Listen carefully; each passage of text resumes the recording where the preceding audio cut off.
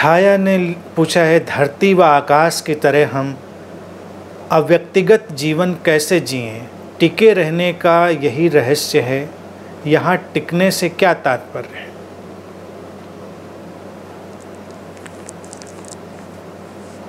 टिकने से तात्पर्य है अपने शाश्वत स्वरूप में बने रहना। हमारे पास देखिए दो तल हैं, एक तल अपरिवर्तनशील और एक तल परिवर्तनशील। जब हम धरती और आकाश की तरह उस रहस्य में जीने लग जाते हैं तो हम अपने उस अपरिवर्तनशील तल से जुड़ जाते हैं, जो बना रहता है, जो मिटता नहीं, जो टिका हुआ है, जो शाश्वत है। तो वो है टिके रहने का अर्थ। जैसे हमारे अंदर केंद्र और परिधि, स्रोत और स्रोत से निकली अभिव्यक्ति। स्रोत शाश्वत है, परिधि परिवर्तनशील है, केंद्र अपरिवर्तनशील है, परिधि परिवर्तनशील है। वो टिके रहने का तात्पर्य है। अव्यक्तिगत का सवाल जहाँ तक रहा, तो चूँकि धरती और आकाश की तरह तो कुछ होना नहीं है, हम उसका एक्सटेंशन है, ये बात हमको अब समझ में आ चुकी है। तो कैसे हम इसको देखेंगे? ये व्यक्तिगत जो पैरहन है, ये व्यक्तिगत जो पहरावा है, आइडेंटिटी का ये जो घटना है, ये इसी धरती और आकाश ने, इसी और अस्तित्व ने एक उपयोगिता के लिए निर्मित किया है। यानी कि अगर ये व्यक्तिगत जीवन ना बने तो जीवन का जो ये सारा विस्तार है, संबंधों का विस्तार है, वो सब कुछ घटेगा नहीं। जीवन बिल्कुल बेरस बेरौनक हो जाएगा।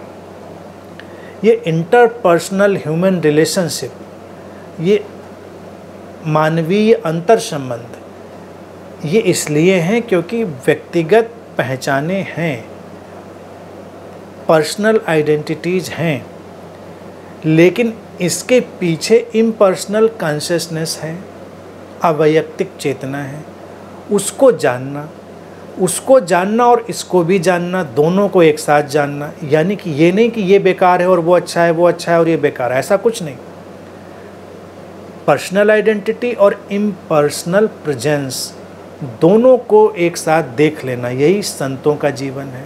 आपने देखा कि जो पर्सनल आइडेंटिटी है, पर्सनलाइजेशन है, वो उपयोगिता के लिए है, लेकिन बस पर्सनलाइजेशन, उपयोगिता के जो भी उसके चरण हैं, जैसे उससे हम पीछे हटते हैं, हम इम्पर्सनल कॉन्शियसनेस हैं, हम उस स्रोत में निमज्जित हैं, सब बह रहा है अंतर संबंधित ढंग से।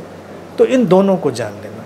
धरती आकाश की तरह नहीं होना। धरती आकाश की तरह तो कई बार लोगों को लगता है कि बिल्कुल डिटैच, नीरस, कोई प्रतिक्रिया ना करने वाले, ऐसा नहीं।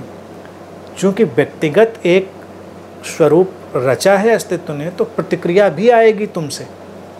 कोई आकर तुमसे बोलेगा, तुम जवाब दोगे।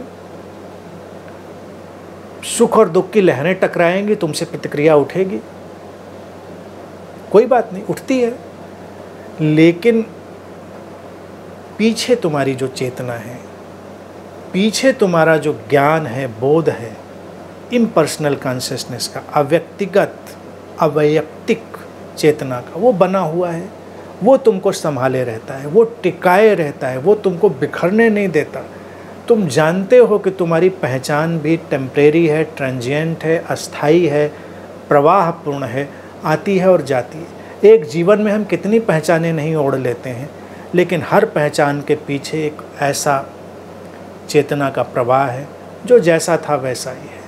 तो ये पूरा ढंग है, इसको याद रखेंगे, दोनों बातों को याद रखेंगे, वही संतों की सहज जीवन शैली है। तो कोई उसमें अड़चन ही नहीं है।